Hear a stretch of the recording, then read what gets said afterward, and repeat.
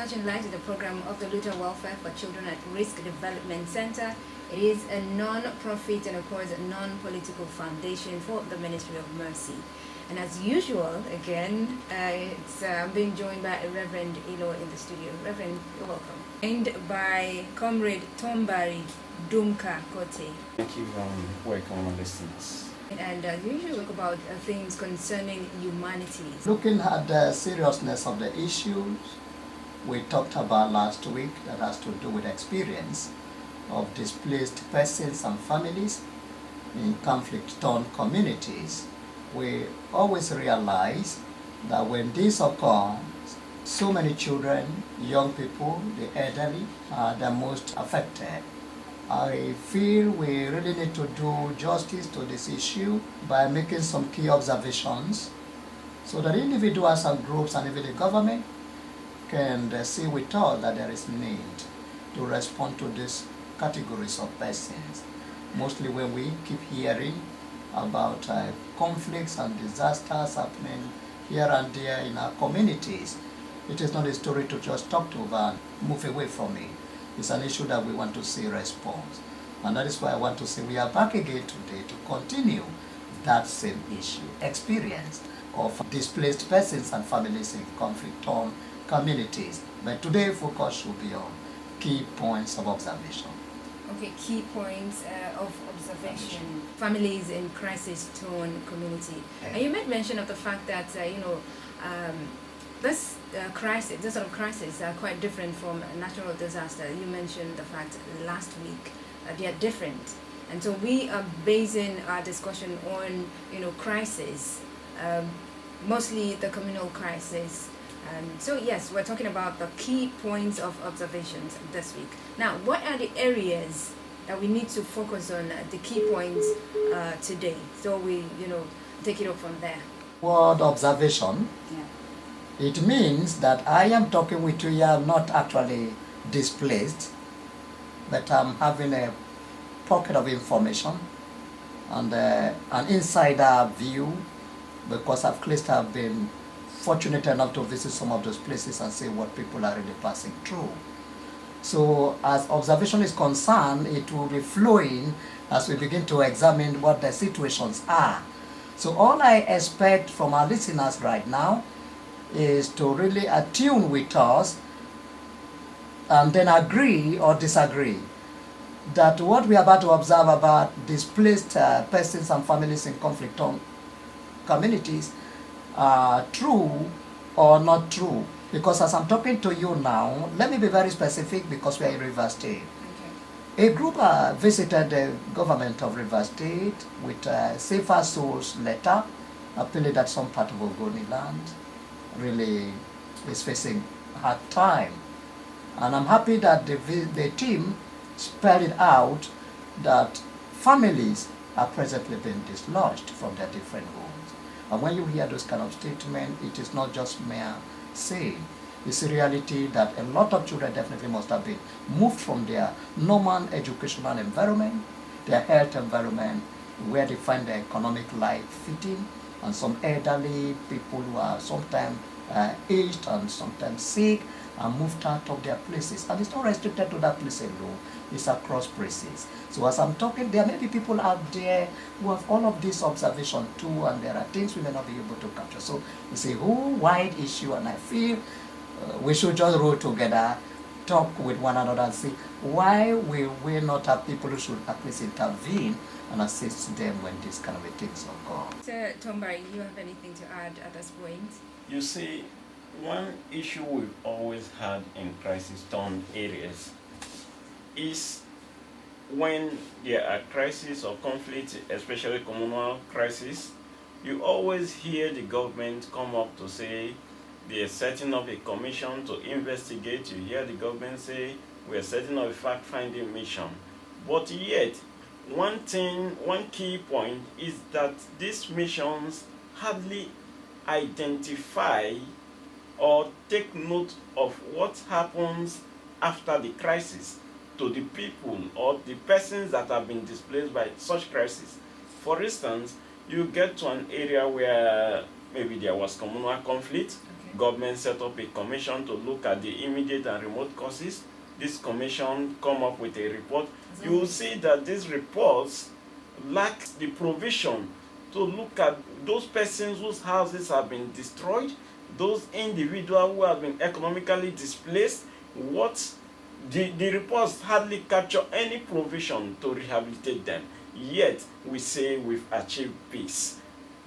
In quotes, now you see that the crisis will likely resurface after them. So what we are trying to say is that there should be a change in the way things are done by ensuring that persons in conflict zones, those in crisis-torn communities, who most of the time they are not responsible for this crisis, because by one way or the other, by the findings over time, you also say that they are not responsible, they are just affected.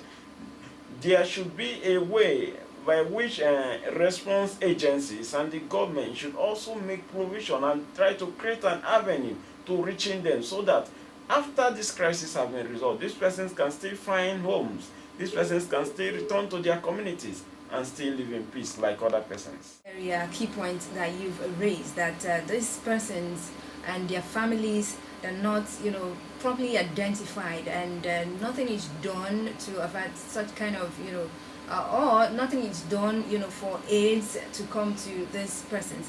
We know that, some of them might not be, responsible for the crisis. They're just victims at this point. They are victims of this crisis at this point. Now, you talked about government, doing something, about this. Now, apart from government, individually, what can people do? We really appreciate the government whenever the commission is set up towards returning back findings and the peace process is being made, that we want to beg that at least there should be post-rehabilitation plan incorporated into that process. Okay. Because these people have suffered the effect of the crisis, and we need to think about how are they going to continue if we are trying to resolve the conflict. And that takes us immediately to the issue you have just talked about. The issue now is they are not identified. It is only when you identify the group that you now begin to put them into planning.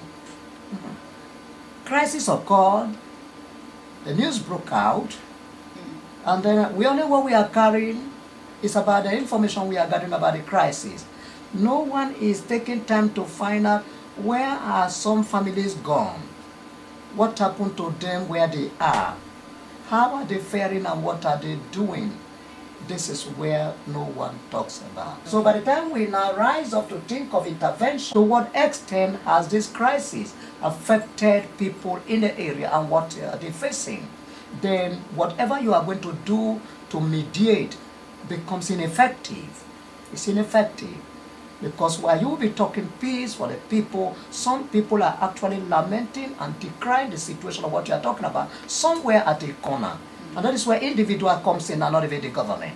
Because when this occurs, you discover that everybody is running, looking for where to take refuge and where to save their life. So if they run to me as a person, I need to house you. Sometime in the process of escaping from that crisis zone, you may end up not even having anything on your body. What is expected now? I'm going to clothe you. Sometimes you may even get out of your environment without enough food to eat, not even a dime in your pocket. At least the first few days arrival, I need to clothe you and feed you and house you. But the issue is, how long do you think an individual can shoulder this kind of responsibility? If I'm so caring and loving because I heard what happened, after a while, I'm going to be fed up. You see, sometimes a whole community, family start pushing you out. You think of what I have to do and get back to your home. You look ashamed. This is where agencies of government, corporate bodies can come in and identify people that were displaced out of this environment. If you know you are living in a, please come to so location. Let's identify who you are, how many are you, what you are facing, and then you get a detailed information about the people that crisis must have affected. It is at that point that you can have a profile, a full information, detailed background of what the crisis has caused. It will aid you in the process of planning your mediation. And if you want to think of post-crisis rehabilitation, that becomes now an indicator to guide you what the people have passed through and what we need to do. You see that by the time peace comes, everybody will applaud you because you have touched almost everybody's life. I think that's why this issue is coming on this program. In this case, that's aside from the victims themselves. Who are the aggrieved people you're talking about? Well, thank you. Okay. And sometimes when the mediators are coming, they are always very careful not to offend this kind of people. So the first people they try to appease is these aggrieved people. They will want to mediate, do everything to reach them, and these are the people they will find to get to a common round table to talk peace. They believe that once these people are piped down, peace may come to reign, not knowing that the people that suffer this, not being the cause, are the real people that may never even forgive them, not even forgiving your effort for the years to come. And that is what my comrade was saying, that in that process, crisis is bound to reoccur because we have never solved the problems of the people. So my own take on this very issue is, one, there should be post-conflict rehabilitation, as he said, I agree. And then before we get to that level, identified displaced persons and families, where they are and what they are passing through. They are living people. They come from that place. They need to find a way to return back one day. Therefore, you must be able to know where they are and what they passed through. Displaced persons and families not being, identified before all of the plans are being made. Now, apart from, this identifying the displaced persons and families, what else? One other key observation, apart from the first one already mentioned, is that of slow pace of intervention. The intervention process in crisis-ridden communities, crisis-ridden areas as experienced up to date is the slow pace. The pace is very, very slow and beyond imagination, both on the part of the security agencies and on the part of intervention agencies. Everybody wants to wait to hear on the news, to read on the pages of newspaper how many persons have died, and with less care and attention on trying to stop the crisis. So we don't need to wait until thousands or dozens of persons have died. We need to nip the crisis in the bud. Well, whereas we've gotten a note that, look, this is what is happening somewhere. The security agencies need to respond swiftly. Okay. The government needs to respond swiftly. Call the leaders, the community leaders and those involved to say, look, you have to stop this or we do this. Because when we wait for this crisis to become full-blown, that's when you start getting the experiences we're talking about, which is that of we will have issues of internally displaced persons, and even you see people living in their communities, some of them retired pensioners, some others orphans and vulnerable children whose parents have maybe left a home for them, some of these homes destroyed, and they may never get a home in their lifetime. Now we don't need to wait for the situation to get to that. What government and the intervention agencies have to do is that once there is this information, because one good thing with this time is that at the little slip of the finger, you see the information is on Facebook, it's on WhatsApp, it's on Twitter. So what do? Once we get this information, first, at least the security agency should be drafted to restore peace and calm the situation. Because like Reverend has rightly said, you see most of the time, those that will be called to come to the round table for the resolution of these issues, some of them are not those even affected. Some of them are not displaced. Some of them are not even victims. Call them the aggrieved people. So, yeah, he called them the aggrieved people, right? You could put them at that because most of the time they form the bulk of the issues. But when you are trying to resolve issues of conflict and crisis, you should also have to remember that there are people at the background, the less privileged persons, who will talk with them, who will look at them and say, oh, we're sorry. Who will have to tell them, look, go back to your community, there is peace. Because some of them whose homes have been destroyed would not be able to afford a home. What is government doing about it? What are the interventions agencies doing? This is why we are coming on air to say, look, we need to look at these people. Now, Reverend, I think the information is there, when a crisis occurs. What, could be responsible for this slow pace of intervention effort?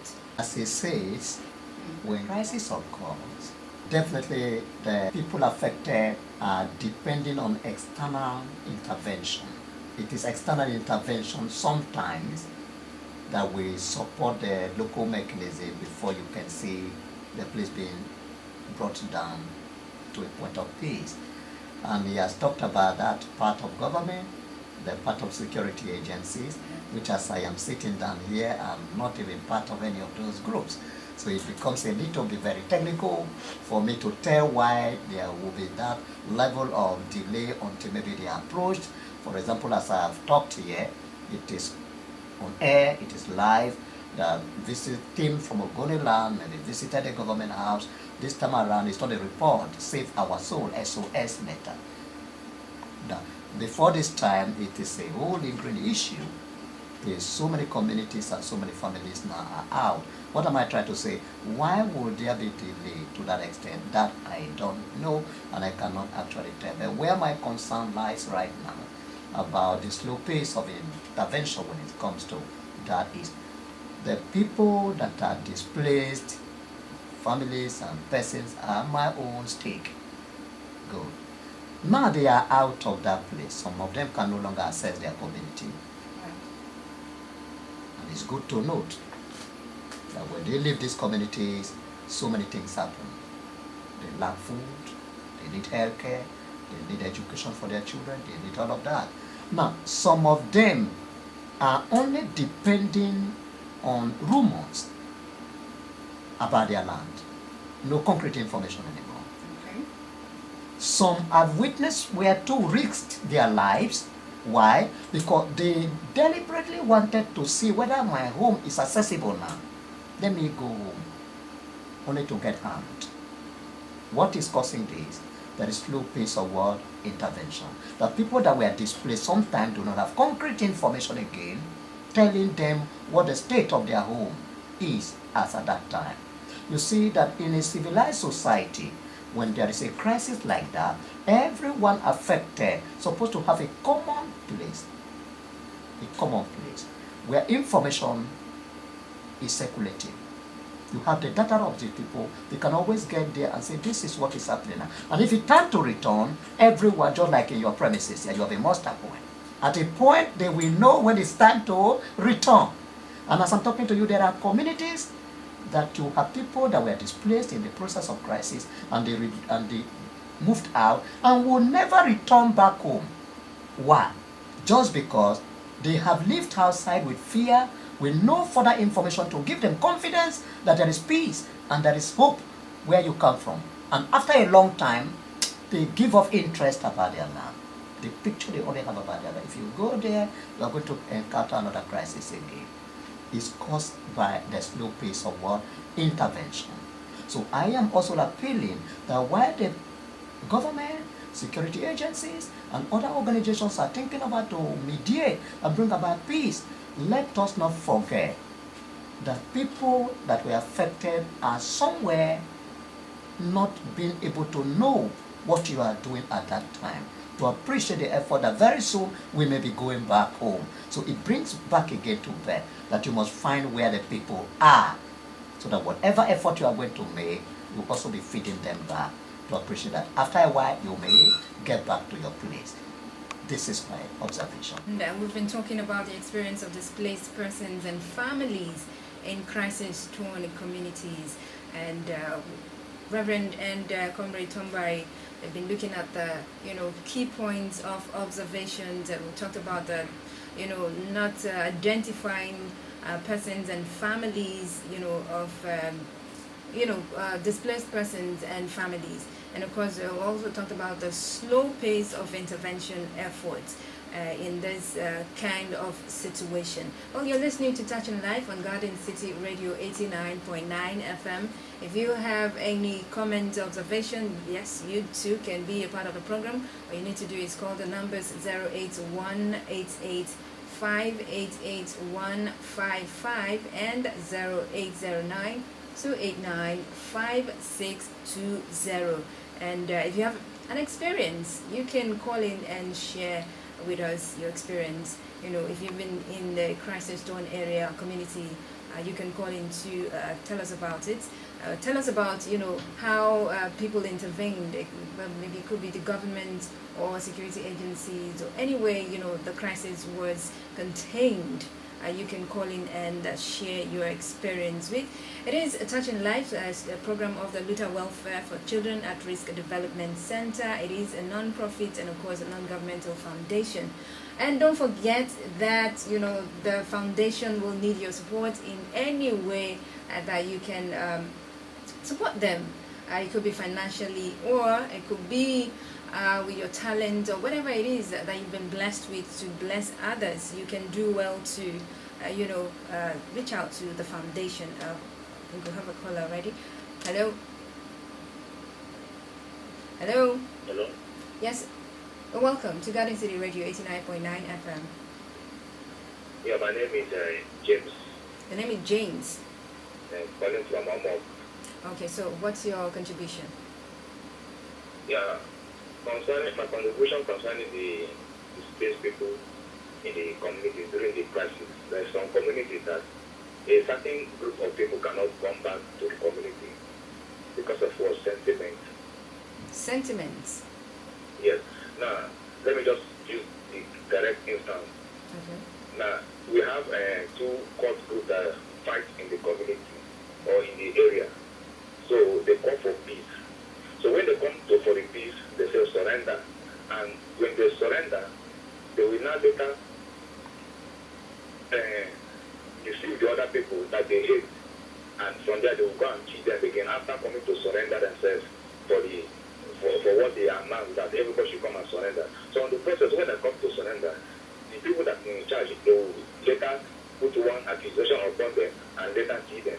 So now there are people afraid to come back to their community, because even now they say come and surrender, they will not come and surrender because of what sentiment that is in that place. Okay. Thank you so much, James, for calling. Reverend, you want to respond to? Okay. It's gone away. Personally, I love, you know why? People that were born into a particular community, they actually took time to develop their lives in that land. Today, crisis has occurred, and you can hear the issue of slow pace of intervention. Sometimes it has gone beyond the slow pace of intervention, now to become what you may call an ineffective mechanism. We call that sentiment, where you cannot establish trust in the minds of the people again. Come and surrender weapon, and then after I have surrendered my own, then you will not surrender your own. The next thing I'm going to witness is the massive killing of those who have surrendered their weapon. So with that fear, some people say, oh, I will never go back to my own community for what I have witnessed. This is now coming to prove the fact that gradually we are suffering what is going to be a very serious issue tomorrow, where you are going to record quite a massive number of persons and families that will become what? Permanently what? Displaced, not temporary. So if you now agree with me now that there are people that are maybe living in a strange community where they have never come from, they have no property, they have nothing to live on, but they are only there suffering. As I'm announcing to you here now, I have 5 families with more than 12 children. Now a burden on a single center. We provide for education, provide for everything, because where they come from, they cannot access anymore. The children are just like that. For how long can you watch this happening? And personally, you have attempted to get in and discover that what they are saying is true. They can't go home. So, caller is confirming the fact that is the ongoing issue in some communities now. We call that sentiment. I don't know the best name to call it. If you go, except you want to risk your life, it's government, that should listen. We really need to study this situation and find a way to help communities so that people that are displaced internally can get back home. You made mention of the conflict mechanism. Now let's talk about it. Let's talk about this, conflict resolution mechanism. From what the caller said, you also see that one thing that should be done when we go into conflict resolution is that the mechanism that should be applied should be transparent. Okay. And every party should be carried along. Because when a process is not transparent, when it lacks merit, then the people perceive deceit in the process, and the next thing will be distrust, and then you see conflict resurfacing after some time, and people losing trust in the process. So in conflict resolution, we should always try, the agencies and the offices of government involved, or who they should always try to put in place these facts, because it is from these facts that you begin to have cases of permanently displaced persons. Because people are, when we talk of displacement, people are displaced both socially, people are displaced economically. Okay. And now, when, like Reverend has said, a family have moved from their place of birth, their traditional place of birth and town of origin, because of crisis, and is being housed by the foundation.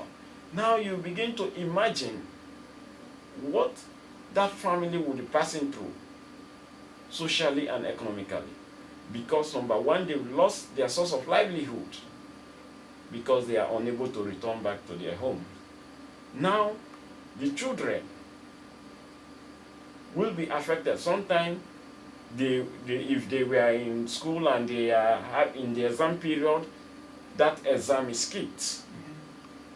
So, the conflict resolution mechanism should be able to take care of these things and ensure that there is proper placement of issues concerning displaced persons, so that we don't have issues of distrust coming in. We don't have issues of I have surrendered my weapon and the other group I refused to surrender, therefore I lost trust in the process. So the process should be transparent and should carry everyone along. Okay. At the moment now, I notice that there is no outstanding arm or agency of government, nor any social organization that is ready to respond promptly to the needs of these displaced persons and their families in crisis-torn areas. Very, very difficult. It's not something to witness. I just talked with an uncle based in the United States, Minnesota, and he was sharing with me what they do with the Center for African Immigrants, because when you will see people massively being moved out of an environment, what you think of immediately is to provide a safe camp. There must be a safe camp. Don't allow people to just go where they like, because in that process we are going to lose more life, cause more social danger to the lives of people. There must be little first place of arrival, and begin to monitor where they move and what is happening with them. If you gather resources like we were talking about here from people, what can individuals do, can now be channeled to a safe camp. Safe camp begin to respond to the needs of people wherever they will be moving to. But now you can agree with me that there is nowhere you can find that around this place. So whenever there is a crisis, it's a total loss of individuals and loss of families. Some of them you can't even account what happened to them. There will be a lot of abuses and a lot of issues that will happen. I feel it is time that government, their agencies and all of these organizations should begin to think the direction of say, how do we save this massive number of people? Because with the increase of crisis in our environment, there is a great need for us to start saving the lives of people that have been displaced. Thank you, Comrade Tombai Dunka Kote. Thank you, I listeners. got that right. Yeah. All right, thank you so much for being a part of next week, Thursday, with another topic. Until then, bye for now. My name is